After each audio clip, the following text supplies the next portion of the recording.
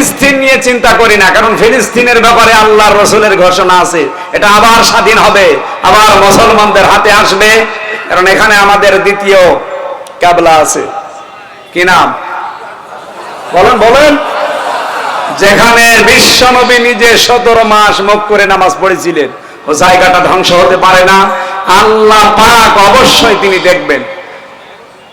নবীর দাদা Abdul Muttalib কাবা ঘরের যেখানে চাবি রাখা হয়, ওই মুলতাজাম নামক জায়গায় হাত দিয়ে বলেছিলেন, কাবার মালিক, ওরা আমার ঘর কিং, আমার উট ভেড়া বকরি এগুলো নিয়ে গেছে, আমি ওগুলো ফেরত নিয়েছি, কিন্তু তো এই ঘরের মালিক তো আর আমি না, আমি এই ঘরের রক্ষণাবেক্ষণকারী, আমি একটু দায়িত্ব পালন করি, কিন্তু ওরা যে বহর নিয়ে এসেছে আমার সম্ভব না এই ঘর বাঁচানো, আমি তোমার ঘর তোমার হাতে দিয়ে গেলাম, তুমি রক্ষা করো। আজ কাবা শরীফেও লক্ষ লক্ষ মানুষ এই মুলতাজাম নামক জায়গায় দোয়া করছে। 1500 বছর আগে যদি এই দোয়া কবুল হয়ে আব্রাহাকে আল্লাহ কাসফিন মাকুল বানিয়ে দিতে পারে, দোয়া করছে আল্লাহ পাক যেন এখন আবার আরেকবারের জন্য হলো আবাবিল পাঠায়। এই কথা বলেন। মুসা আলাইহিস সালামকে আল্লাহ বলেছিলেন, আসমাউ ওয়া আরা, আপনাকে আমি ময়দানে ছেড়ে দিয়ে আরশে বসে তামসা দেখছি না, আমি সব দেখতে পাচ্ছি, সব শুনতে পাচ্ছি।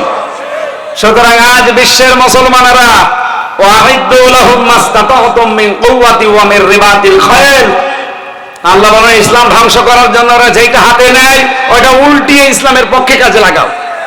ওরা যতগুলো হাতে নিয়েছে ইসলাম ধ্বংস করার জন্য, মানবতা ধ্বংস করার জন্য, আমরা আজ ওইগুলো সব ইসলামের পক্ষে কাজে লাগাতে চাই।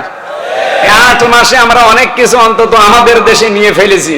রাম আর বামরা মিডিয়া চালাতো, এই কথা বলছেন না কেন? এখন মিডিয়াতে শফিকুল ইসলাম মাসুদ ভাইয়ের টকশো শোনা যায়, নুরুল ইসলাম বুলবুল ভাইয়ের টকশো শোনা যায়, এই কথা বলেন। আর ওখানে আগে টকশো করতো, আমি নাম নিলাম না, এই শয়তানগুলোর নাম নিলেও আমার মনে হয় আমার ঘৃণা লাগে, ওগুলো মানুষ না।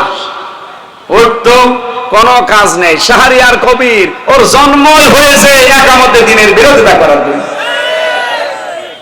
কবিরকে সেদিন দেখলাম, আমি গিয়েছিলাম মামলার হাজিরা দিতে, শয়তানকে দেখি নামাচ্ছে, মানুষ কত সি করছে, পচা ডিম মারতেছে, উল্টা পাল্টা গালি তো আছে।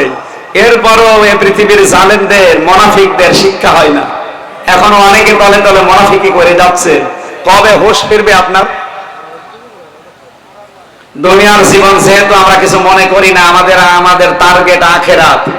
এই জন্য নবীজি ওই সময় ডাক দিয়েছিলেন, যারা মুনাফিক মার্কা চরিত্রের ছিল তারা আসে নাই, কিন্তু যাদের নির্ভেজাল ঈমান ছিল তারা বের হয়েছিল।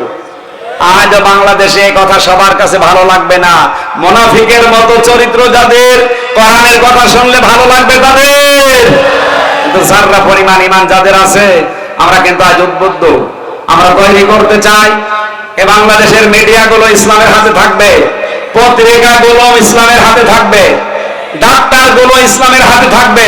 এক কথা বলেন।